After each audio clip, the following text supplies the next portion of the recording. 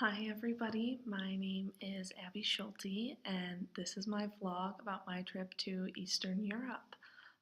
In this vlog I'm going to describe some of the experiences I've had while in Eastern Europe and throughout my class. Eastern Europe, the examination of culture and trauma in the area. Um, and I'm just going to talk about my experiences while I'm here, what I felt, what I found interesting, all the good stuff. Well, after 24 hours, over 24 hours of travel, we finally made it to Vilnius, Lithuania. The city is absolutely gorgeous. We are staying in the old town. You just walk down the streets and you see the history. It was exactly as I pictured it. The old cobblestone walkways, the old architecture. What I didn't expect to see was the Soviet, as much as was remaining of the Soviet architecture. It's really interesting to me how, right, you'll walk down the street and see all of these old architecture buildings from pre-World Wars, and then right next to it will be these dark, strong Soviet cement buildings. Um, and how, when I'm taking pictures throughout downtown, what I'm taking a picture of really is how I want to capture it. I see myself taking more pictures of the old architecture because that's what I thought would be than the Soviet buildings. But what you take pictures of is how the people who look at it are going to perceive. If I only took pictures of the Soviet buildings, that's what everybody would perceive as Lithuania and not this rich culture um, of this unique people. And by taking pictures of both buildings in the same frame, you're showing that mix of culture, you're showing their mix of experience. Um, in our first couple classes, we talked about the readings on how, by taking pictures, you're showing what you want to perceive um, by mimicking pictures or mimicking the air or changing the area. You're changing what people are experiencing and whether it's really authentic. And so I think to take authentic pictures of Lithuania, you really have to take pictures of both these buildings side by side because it shows their true culture. It shows that they went through all of these experiences and are still here, are still surviving. Um, and then we went to the Genocide Museum and kind of showed um, more of the history of the area and more of the trauma that these people have gone through. When you think of trauma in Eastern Europe, at least me, I think of solely the Holocaust. And that's nothing, that's scratching the surface of the trauma of this area. They have gone through so much Soviet takeovers and then a German takeover, and how these Germans promised that it would be so much better because the Soviets, they were taking over the Soviets, they were ending the Soviet um, era, but they were no better. And then the Soviet takeover again, and the KGB prison of this genocide museum was horrific. I mean, sticking 20 people in these tiny cells that are the size of our dorm rooms that we think are small back in in South Dakota at Augustana University. We complain about putting 2 people in there and thinking that at one time 20 people were in the size of that room. And they showered once a month. And what really, really struck me were these outside cages they had.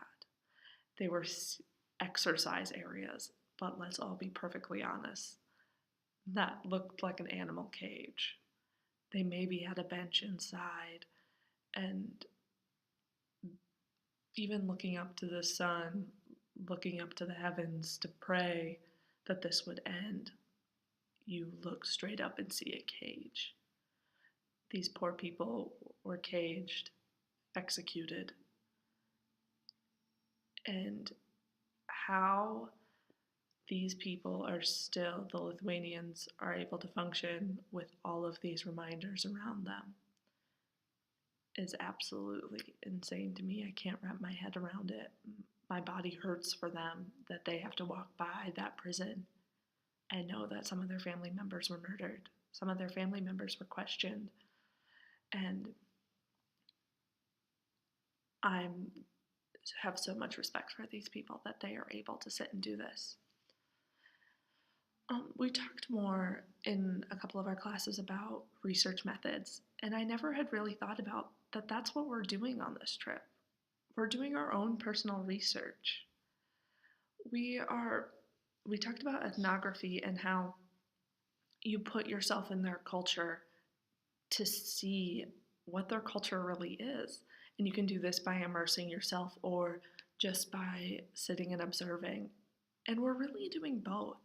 I mean, we try as Americans to immerse ourselves in the culture as much as we can. We eat the authentic food. Last night we went to a karaoke bar and tried to experience their karaoke.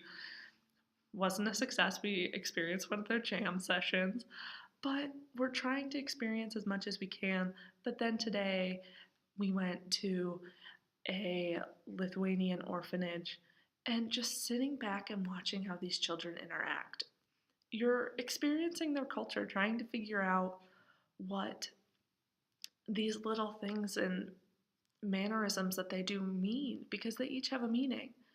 And by sitting in watching on all this, you're really also doing autoethnography. I think by being abroad, you learn so much about your own culture because you see these people doing these small things, walking to the grocery store, walking to work, sitting in a coffee shop, just watching how people interact. You see what they do, and I find myself thinking about what I do in America, what my culture does to do the same things that they're doing. How, even though it's cold, everybody is outside doing things. But in America, when it's cold, you immediately go inside, turn on your heat, and find things to do. And while we're here, we're doing auto photography. We're taking pictures of our experience and showing what we want to show. But this photography, we talked about auto photography and how a homeless population did this. They gave out cameras, and these people were able to take pictures of their environment and what things really meant to them. And I had never thought about doing research this way. I'm a science major. I think of doing research as testing a vaccine to see if it works, and you do it yourself. You are in control of every step of the thing. But this autophotography way, you put the subjects in control. They can really show you what matters. I'm not telling them what I think matters. In their culture, they're going to show me what really matters. And it makes me wonder if we gave Holocaust victims, KGB victims, cameras and sent them back to these areas, what would they capture? What are we missing when we go to these areas? We think we know what matters. We think the gas room is where the trauma happened, that the living conditions were horrible. But what small detail really mattered to them? What small thing would they capture that we're not missing? The KGB prison, I think that the execution chamber and the outside areas were horrific. But what if trauma happened in the small area where they got photographed?